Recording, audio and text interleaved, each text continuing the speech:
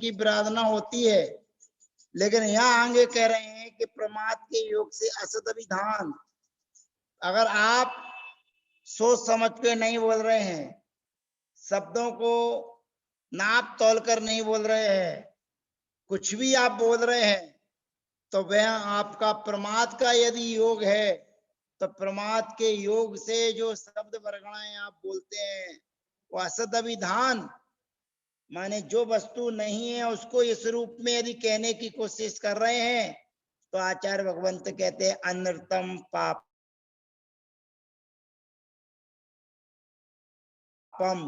वे ऐसा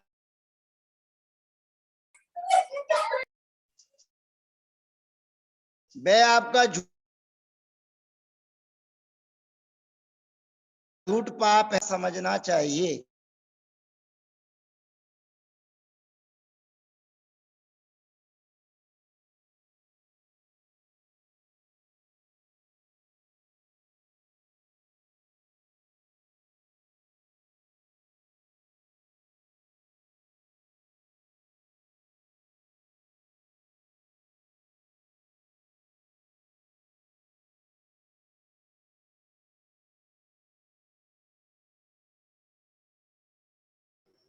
आवाज नहीं आ रही भैया जी। भैया जी अनम्यूट हुए थे आप। अच्छा जी।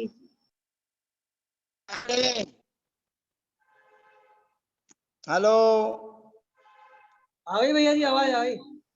आई, ठीक है। ठीक। तो केवल असद विधान मनर्थम, केवल जैन दर्शन बताता है कि आपके बोलने में भी यदि प्रमाद है और प्रमाद के द्वारा कठिन आदि शब्दों का प्रयोग करके आप बोल रहे हैं, तो वह भी अनर्थम माने वह झूठ पाप है, असत्य पाप है, ये हमको समझना है। अब इसीलिए आचार्य भगवंत ने कहा शब्द संभाल के बोलिए, शब्द के हाथ ना पैर। हमें आपको शब्दों को सोच समझ के बोलना चाहिए, और सोच समझ के बोलने पर वो शब्दों के द्वारा हमारी और आपकी पहचान होती है। जब हम छोटे थे, बच्चे थे, शैतान थे, खुरापाती थे, तो खुरापाती बोल रहते हुए जब शैतानी करते थे और हमारे पिताजी हमको डांटते थे, और डांटते डांटते में कभी हमसे कह देते थे तू गधा है। अब जब वो हमको गधा कहते थे तो हम भी और ज्यादा खुरापात कर देते थे और कहते थे आपने हमको गधा कहा, तो गधे के पिताजी कौन कहलाए। बात आ गई होगी मेरी समझ में। अगर हम अपने बच्चों को गलत शब्दों का प्रयोग करेंगे, अगर हम अपने बच्चों से कहेंगे तू गधा है, तेरे अंदर इतना विवेक नहीं है, इतना ज्ञान नहीं है, तू गधा का गधा ही है, तो गधा का गधा ही है मतलब जो बोलने वाला है वो गधा है, और गधे से गधा पैदा होगा, मनुष्य तो पैदा हो नहीं सकता है। तो जब गधे से गधा ही पैदा होगा तो फिर इसमें नई संयुक्ति लगाने की क्या जरूरत है कि तू गधा का गधा ही है। तो कहने का अभिप्राय है कि हमें अपने बच्चों से इतने सभ्य और शिष्ट वचन बोलना चाहिए कि जिनसे बच्चों के अंदर कभी ये ना आए कि पिताजी ने ऐसे शब्दों का प्रयोग किया है, तो वो शब्दों की लिंक तो वंश परंपरा उन्हीं से चलेगी। पिताजी की वंश परंपरा बच्चे में आएगी, बच्चे की परंपरा पिताजी में रहेगी, बेटों में रहेगी, आगे रहेगी। तो हमारे और आपके जो वचन निकलें वो सुनने में अच्छे लगना चाहिए, सामने वाले को भी हितमित प्रिय होना चाहिए। ये नहीं सोचना चाहिए कि केवल हितमित प्रिय वचन केवल मुनि महाराजाओं के लिए है। हितमित प्रिय वचन कोई भी बोल सकता है।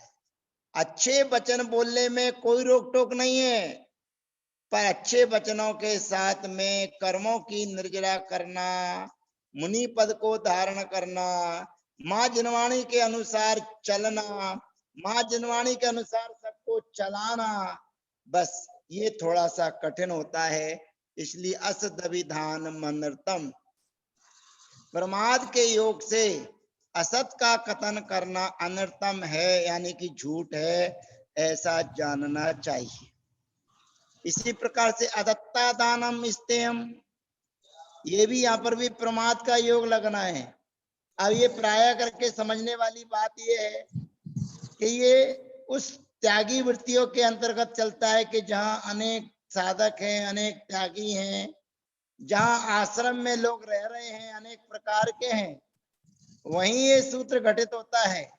क्योंकि आप अपने घर में रह रहे हैं तो आप अपने घर की ही चीज उठाते हैं, किसी दूसरे की चीज नहीं उठाते हैं, और वहां पर आपको कोई दिक्कत परेशानी वाली बात नहीं आती है।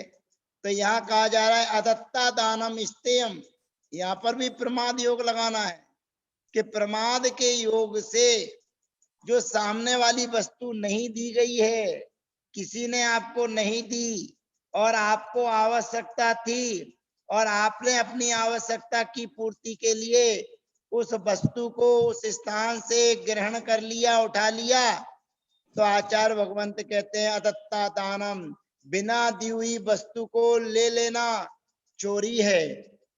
अब सामने वाला कहता है कि हमने उठा ली और उठाने के बाद में सामने वाले को बता दी। कहते भैया बताना तो चाहिए ही चाहिए, लेकिन उठाना चाहिए पूछकर।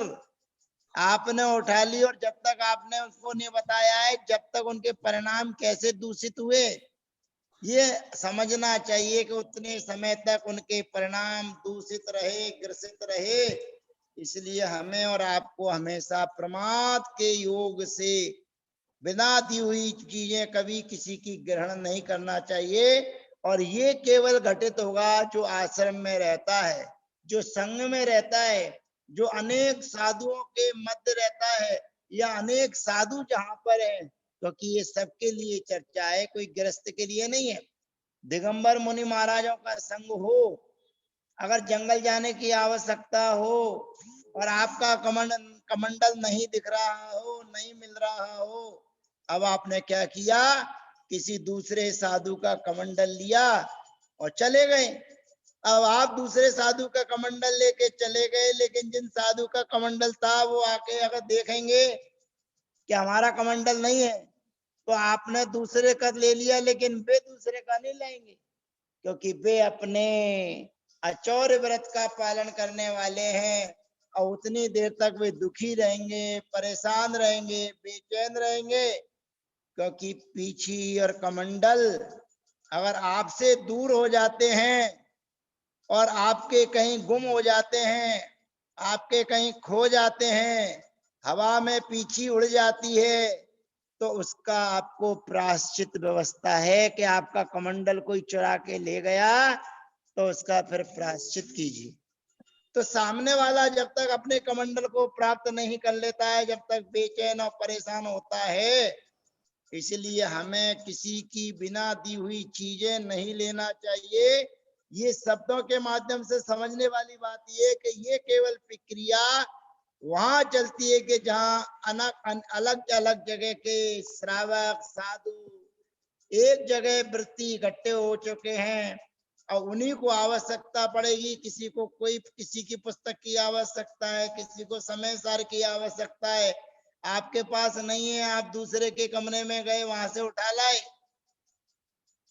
अब वो उस समय कमरे में नहीं है, यद्यपि आपको अधिकार है, आप उठा सकते हैं, उसने बता रखा है, लेकिन इतना आपको ध्यान रखना है कि जब वो कमरे के अंदर आए उसके पहले उसको जानकारी मिल जाना चाहिए, या उसके कागज, उसके चौकी पर एक कागज की पर्ची लिख कर आए कि मैं आपकी चौकी से, आपके कमरे से फलाना ग्रंथ ले जा रहा हूं, वह ग्रंथ आपका मेरे पास में है। ऐसी जानकारी देकर पर्ची लिखकर ले जाएंगे। यद्यपि वह भी बिना दी हुई चीज वस्तु को ग्रहण करना ही है, लेकिन विशेष स्वाध्याय के समय कोई ग्रंथ के अवलोकन की आवश्यकता पड़ती है, इसलिए आप किसी के ग्रंथ को उठा लाए तो उसको उठाने के पहले अपनी प्रक्रिया करना चाहिए कि उसको संदेश मिल जाए, या आपको कब आपकी आवश्यकता है, वो आपकी आवश्यकता पूरी होने पर आप उसको उसी स्थान पर वापस रखकर आना चाहिए। इसका नाम है असदविधान मनृतम और अदत्ता दानम स्तेयम, बिना दी हुई वस्तु को ग्रहण करना चोरी है। अब अगला सूत्र आता है मैथुन ब्रह्म। मैथुन ब्रह्म, ये भी यहाँ पर भी प्रमाद का योग लगता है।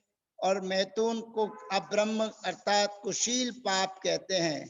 माने प्रमाद के योग से जो आपकी व्यवस्थाएं हैं, जो आपकी सुविधाएं हैं, उन सुविधाओं से हटकर मन में आपके किसी भी प्रकार के गलत भाव पैदा होना, उत्पन्न होना, बस वही कुशील है, ऐसा चिंतन मनन करना चाहिए।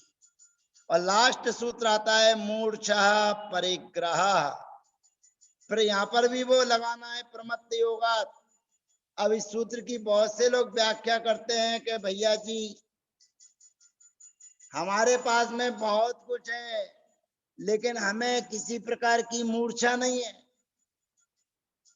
तो ऐसा कभी संभव नहीं है कि आपके पास में बहुत सारी चीजें हों और आपको मूर्छा ना हो, ऐसा नहीं हो सकता। फिर सामने वाला कहता है भरत चक्रवर्ती के पास 6 खंड का आधिपत्य था, वे भी घर में बैरागी थे, उनको भी किसी से कोई लेना देना नहीं था, उनको भी कोई मूर्छा भाव नहीं था। भैया भरत चक्रवर्ती की बराबरी आप कहाँ कर रहे? भरत चक्रवर्ती था, और चक्रवर्ती था वो सर्वार सिद्धि से आए थे, और सर्वार सिद्धि से आकर मोक्ष चले गए। तो विचार करें, चिंतन करें कि सर्वार सिद्धि जाता कौन है? सर्वार सिद्धि वही जीव जाते हैं जो भावलिंगी दिगंबर अवस्था को साथ पाकर घोर कठोर तपस्या करते हैं, वे ही अनुदिश अनुत्तर सर्वार सिद्धि आदि में उत्पन्न होते हैं। तो उनके भूत के बारे में विचार करें कि उनने कितनी तपस्या नहीं की होगी। और हर कोई अगर भरत चक्रवर्ती बन जाए और भरत चक्रवर्ती की तरह घर में बैरागी रहे तो संभव नहीं है। इसलिए हमें मूर्छा परिग्रह जो भाव बताया जा रहा है, वस्तु जितनी हमारे पास में है वो हमें दुख देने वाली है, और दुख देने वाली वस्तुओं से बचने की कोशिश करना चाहिए। तो आचार्य भगवान कहते हैं मूर्छा परिग्रह। जिसके पास में जो वस्तु है उसके पास तो मूर्छा है ही है, ऐसा आचार्य श्री ने अनेक बार कहा है। लेकिन जिसके पास में नहीं है उसके अभिलाषा लगी हुई है कि मुझे और कुछ मिल जाए, मुझे कुछ मिल जाए, मुझे कुछ मिल जाए। ऐसे पाने की इच्छा और अभिलाषा जिसके अंदर होती है, बस उसी का नाम है मूर्छा परिग्रह। जिसके पास में है वो कभी बिना मूर्छा के नहीं पाया जा सकता, ये 100% सत्य है। लेकिन जिसके पास में नहीं है उसके अंदर जो मूर्छा का भाव है कि मुझे और मिल जाए, कुछ मिल जाए, मिल जाए, ऐसे जो मूर्छा का भाव इस चित्त के अंदर है, बस उसी का नाम परिग्रह पाप है, ऐसा समझना चाहिए। तो इन 5 सूत्रों के माध्यम से प्रमत्त योगात् प्राणव्य प्रोपणम हिंसा असदविधान मनर्तम अदत्ता दानम स्तेयम मैथुन ब्रह्म मूर्छा परिग्रह। इस प्रकार के जो 5 पाप बताए हैं, उन 5 पापों से बचने की कोशिश करना चाहिए। और सभी पापों में प्रमाद का योग होता है, तो प्रमादित होकर हमें किसी चीज को आराधना नहीं करना है, झूठ नहीं बोलना है, बिना दी हुई किसी की वस्तु ग्रहण नहीं करना है, और मैथुन का भी त्याग करना है। और जो मूर्छा भाव है उस मूर्छा भाव से भी बचने की कोशिश करना है। तो आज 17 सूत्र तक का स्वाध्याय हुआ है। 18वें सूत्र की चर्चा हम कल पुनः आपके बीच में करेंगे। और अभी पंच कल्याणक प्रतिष्ठा महोत्सव हमारा कल से चालू हो रहा है, और जैसी भी अनुकूलताएं मिलेंगी हम आपसे जुड़ने की कोशिश करेंगे। और कुचित कदाचित अगर हमारे अन्य प्रोग्राम चलते हुए व्यस्तता रही, जैसे अभी आपकी क्लास के समय थोड़ी सी व्यवस्थाएं हमें देखना थी, करना थी, और अभी भी व्यवस्थाएं हमें जाके देखना है, बनाना है, लेकिन अभी स्वाध्याय के लिए हम बैठे हैं, इसलिए निश्चिंत होकर बैठे कि अब हमें कोई विकल्प नहीं है। बहुत से आवश्यक के कार्यकर्ता लोग आकर चले गए, लेकिन हमने उनकी तरफ अपना उपयोग नहीं लगाया है। लेकिन कल पंच कल्याणक का पहला दिन है, तो उस समय हम और आप अगर नहीं जुड़ पाएंगे, वैसे तो हम कोशिश ये करेंगे कि आपसे जुड़े और आपका नियमित स्वाध्याय दोनों समय का चलता रहे। फिर भी अगर हम अनुपस्थित रहते हैं तो आप आपस में स्वाध्याय पूर्व का करते रहें, रिवीजन करते रहें, सूत्रों का उच्चारण करते रहें। इन्हीं पवित्र भावनाओं के साथ पंच परमेष्टि की जय, माँ जनवाणी की जय, आचार्य गुरुवर श्री विद्यासागर जी महाराज की जय जय हो। और सबको वंदना। अरुण भाई जी